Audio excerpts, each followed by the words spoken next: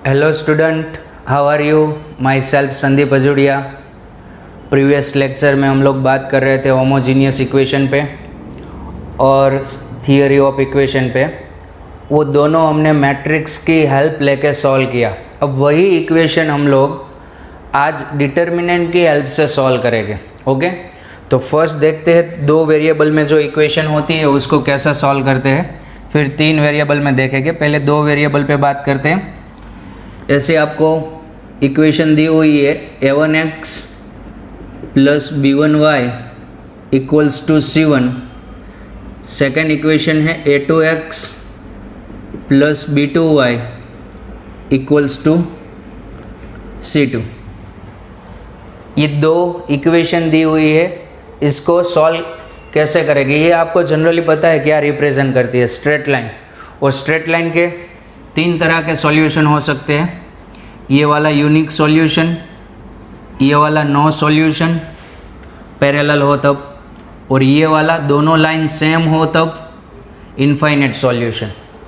अब डिटर्मिनेंट का यूज़ करके ये तीन सॉल्यूशन कैसे आते हैं वो हम बात करेंगे। ओके, तो फर्स्ट आप इसमें से तीन डिटर्मिनेंट बनाओ।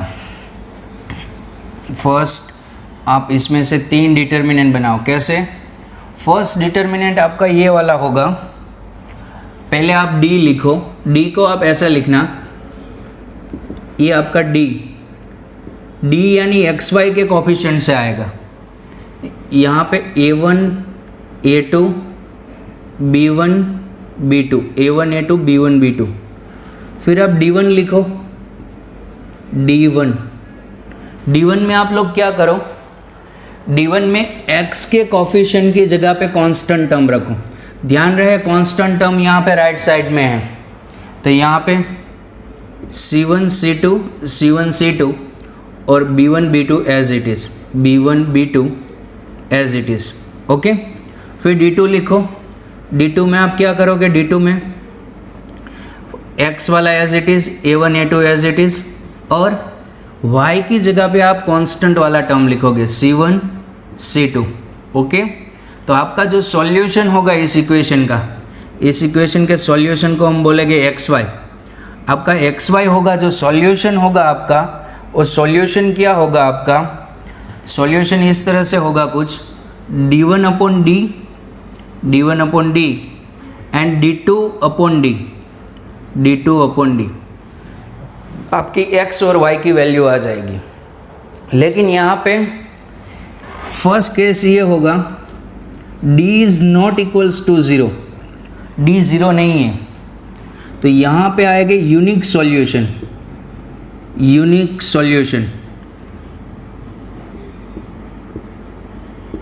d 0 नहीं है तो सेकेंड केस d 0 है, और उसमें फर्स्ट केस d1 और d2 में से कोई एक ज़ीरो नहीं है, या तो दोनों ज़ीरो नहीं है।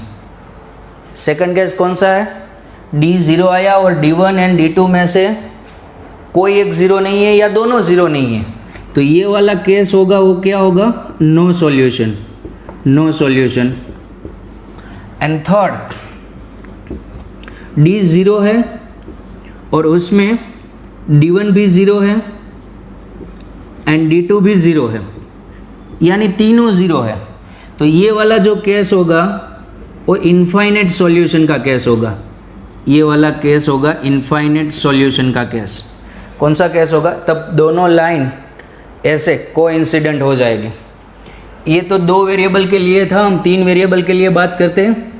सोचो आपको ऐसे तीन वेरिएबल में इक्वेशन दे दे, a1x फिर b1y c1z equals to d1, वैसे ही a2x plus b2y plus c2z equals to d2, फिर a3x b3y plus c3z equals to d3। अब इसके बारे में, यहाँ पे दो वेरिएबल थे तो तीन डिटर्मिनेंट आए, यहाँ पे तीन वेरिएबल है तो चार डिटर्मिनेंट आएंगे। फर्स्ट डिटर्मिनेंट लिखते हैं डी, यहाँ पे डी एक्स वाई से कोफिशिएंट से होता था, यहाँ पे एक्स वाई जेड से होगा। तो A1 A2 A3, फिर B1 B2 B3, फिर यहाँ पे C1 C2 C3, ये आपका D हो गया। अब D1 लिखो। D1 में आप लोग क्या लिखोगे? कांस्टेंट टर्म, ये एक्स वाला नहीं लिखोगे, ये वाला, और उसकी जगह पे constant term D1 D2 D3, और बाकी दो column as it is B1 B2 B3 B1 B2 B3 C1 C2 C3, ये आपका D1। D2 लिखो। D2 में आप लोग क्या लिखोगे? A1 A2 A3, अब आप लोगों को समझ में आ गया होगा। फिर D2 में ये बीच में constant term D1 D2 D3, और last as it is C1 C2 C3, ये वाला एज इट इज़। ओके। और D4 में सॉरी D1 D2 D3 में A1 A2 A3, फिर B1 B2 B3, और लास्ट में D1 D2 D3, C1 C2 C3 नहीं आएगा यहाँ पे। अब इस पे बात करते हैं कैसे, कौन कौन सा सॉल्यूशन कब आएगा इसमें। तो D is not equals to 0 इस केस में, इसका फर्स्ट केस। इसका सॉल्यूशन क्या होगा, पहले तो मैं वो लिख देता हूँ यहाँ पे। इसका सॉल्यूशन क्या होगा? सॉल्यूशन एक्स वाई जेड, इसका सॉल्यूशन ये होगा x y z equals to D1 by D D2 by D and D3 by D, ये इसका सॉल्यूशन होगा। ये सेम चीज़ इसके लिए भी आएगी। क्या मैं ये इसके लिए लिखता हूँ, ये सेम फर्स्ट केस कौन सा होगा यहाँ पे? D is not equals to 0, D is not equals to 0, then unique solution आएगा। सेकेंड, D 0 हो गया, D 0 एंड D 0 है, लेकिन D1 और D2 और D3 में से कोई एक ज़ीरो नहीं है, या तो कोई दो ज़ीरो नहीं है।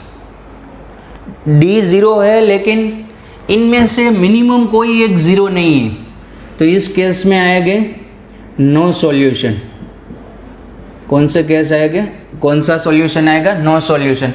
और थर्ड, चारों ज़ीरो हो जाए, D is equals to D1 is equals to D2 is equals to D3, ये चारों के चारों ज़ीरो हो जाए, तो इसका आंसर आएगा इनफाइनाइट सॉल्यूशन। इसके जो सॉल्यूशन आएंगे वो कैसे सॉल्यूशन आएंगे? इनफाइनाइट सॉल्यूशन आएंगे।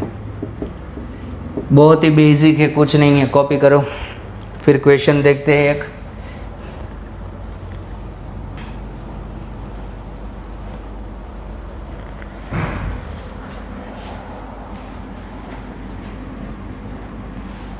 क्वेश्चन है find real value of lambda, find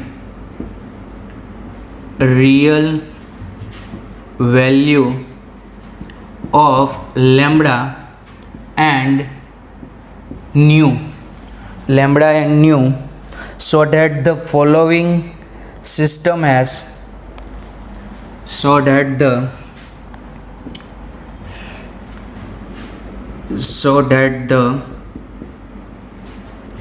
following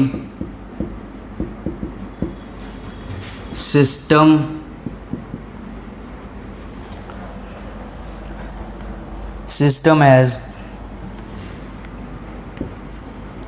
first आपको पूछा है unique solution, first unique solution,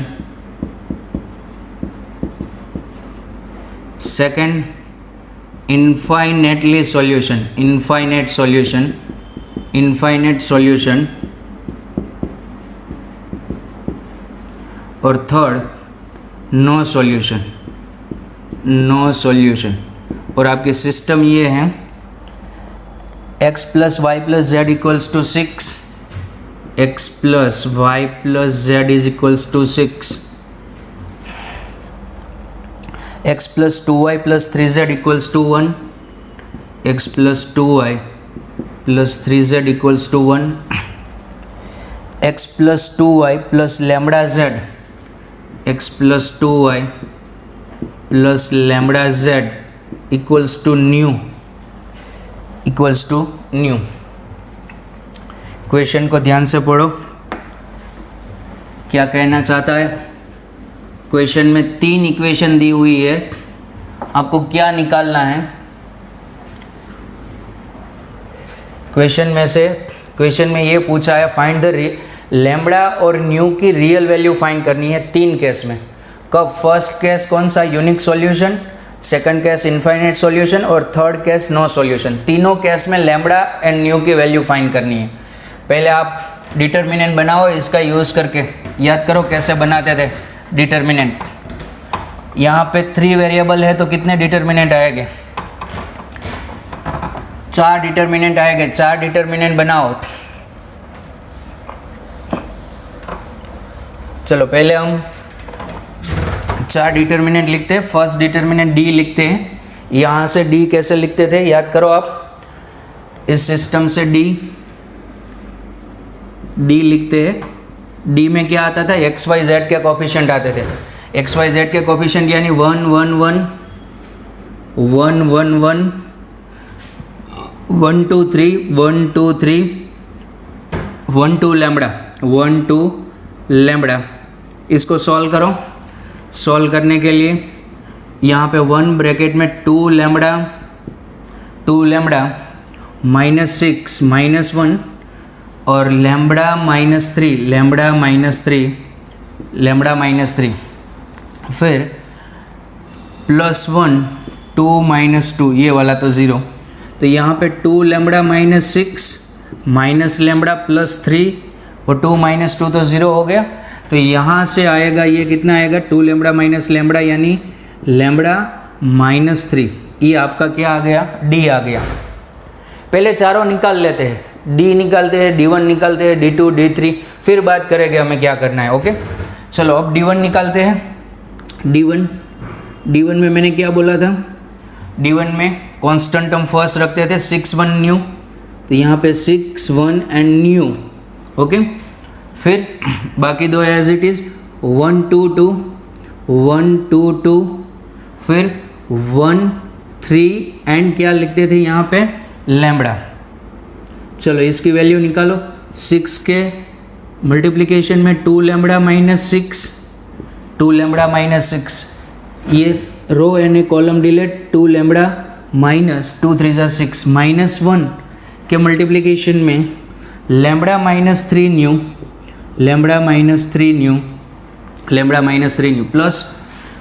plus 1 के मल्टीप्लिकेशन में 2 माइनस 2 न्यू। ओके तो ये हो जाएगा 12 lambda minus 36, 12 lambda minus 36 minus lambda plus 3 new plus 2 minus 2 new. Okay तो अब लैम्बडा काउंट करते हैं। लैम्बडा कितना है? तो यहाँ पे 11 लैम्बडा। ओके फिर न्यू कितने टाइम से? Plus new 3 nu minus 2 new plus new. Okay और यहाँ पे माइनस 36 प्लस 2 यानी माइनस 34, ये आपका D1 आ गया। अब D2 निकालते हैं। चलो D2 क्या आएगा? D2 में फर्स्ट 1 1 1 1 1 1 D2 में, और ये वाली कांस्टेंट टर्म सेकंड आएगा 6 1 न्यू और third as it is 1 3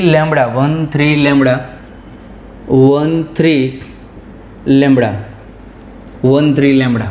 okay ये आपका D2। चलो इसको सॉल्व करते हैं। सॉल्व करने के लिए 1 ब्रैकेट में lambda minus 3 nu minus 6 bracket में lambda minus three plus 1 bracket में न्यू माइनस वन, तो यहाँ से लेमड़ा माइनस 3 न्यू और minus 6 lambda plus 18 plus new minus 1। Okay, अब पहले लेमड़ा काउंट करते हैं या न्यू काउंट करते हैं? Lambda minus 6 lambda minus 5 lambda minus 3 new plus new minus 2 new and 18, तो यहाँ पे प्लस 17। ओके, फिर D3 लास्ट वाला डिटर्मिनेंट D3 निकाल दें। D3 में ये दोनों एज इट इज रखते हैं। D3 में 1 1 1 1 1 1 1 2 2 1 2 2, फिर लास्ट 6 1 न्यू रखते हैं, 6 1 न्यू। Okay, 6 1 new. अब इसको सॉल्व करते हैं। 1 ब्रैकेट में 2 न्यू माइनस 2 माइनस 1 ब्रैकेट में न्यू माइनस 1 और प्लस 6 ब्रैकेट में 2 माइनस 2। यहाँ पे 2 new minus 2 minus new plus 1, तो यहाँ से हो जाएगा 2 न्यू माइनस न्यू यानी न्यू माइनस 1। ये आपका D3 आ गया।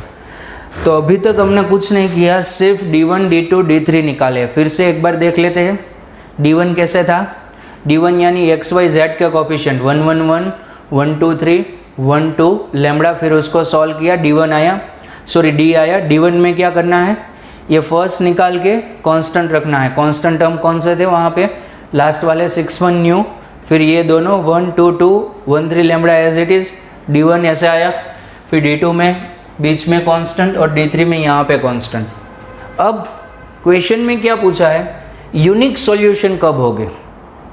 तो यूनिक सॉल्यूशन के लिए बोलो, यूनिक सॉल्यूशन कब होते हैं? यूनिक सॉल्यूशन याद करो, यूनिक सॉल्यूशन कब होते थे?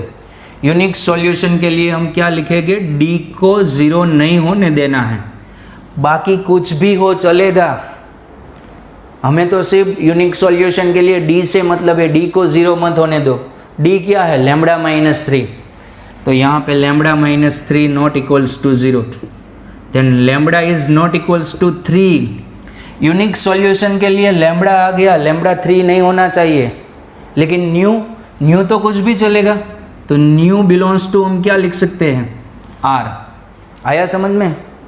ये यूनिक सॉल्यूशन के लिए। चलो अब सेकंड बात है इनफाइनाइट सॉल्यूशन पे। इनफाइनाइट सॉल्यूशन के लिए इनफाइनाइट सॉल्यूशन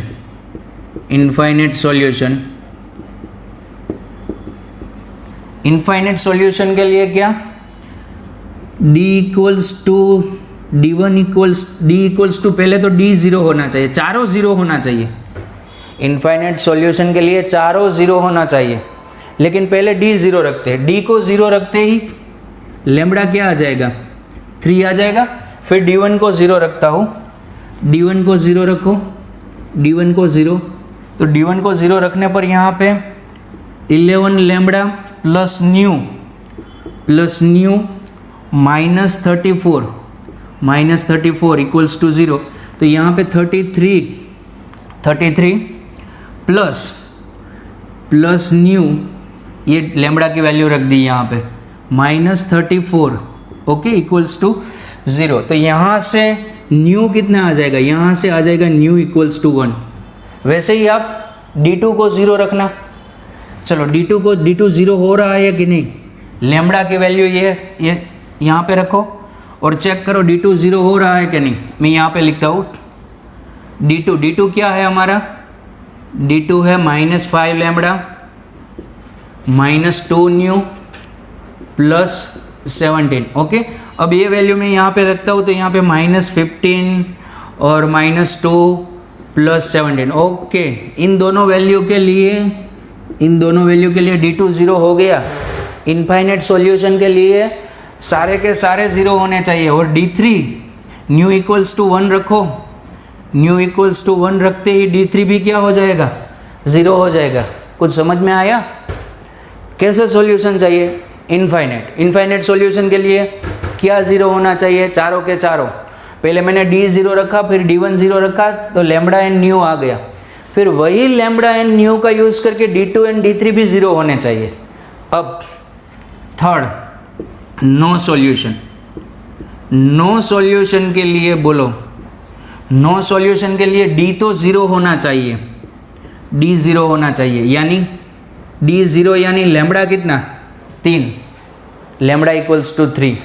लेकिन D1 और D2 और D3 ये ज़ीरो नहीं होने चाहिए। और ये कब ज़ीरो नहीं होंगे? न्यू की वैल्यू क्या नहीं लेंगे, 1, तब ये वाले ज़ीरो नहीं होंगे। आया समझ में? तो ऐसे सॉल्व करते हैं ये क्वेश्चन। एक क्वेश्चन आप ट्राई करो, पहले ये कॉपी करो आप लोग, फिर एक क्वेश्चन आप ट्राई करो सेल्फ प्रैक्टिस में।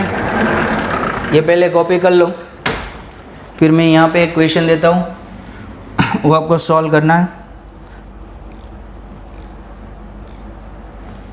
डिटर्मिनेंट का यूज़ करके x plus y plus z equals to 6, x minus y plus z equals to 2, 2x plus y minus z equals to 1। ये डिटर्मिनेंट का यूज़ करके आपको सॉल्व करना है। सॉल्व करना है यानी आपको किसकी वैल्यू निकालनी है, x y z की। ओके, ये फर्स्ट क्वेश्चन ये सॉल्व करो आप। और second question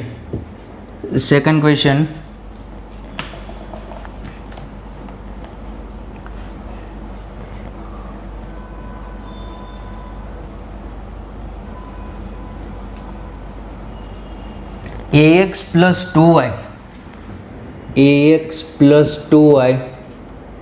equals to lambda 3x minus 2y equals to new, 3x minus 2y equals to new. Find the real value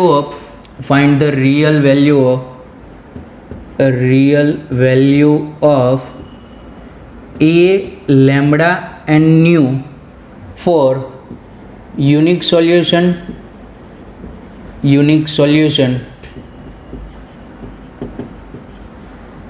second infinite solution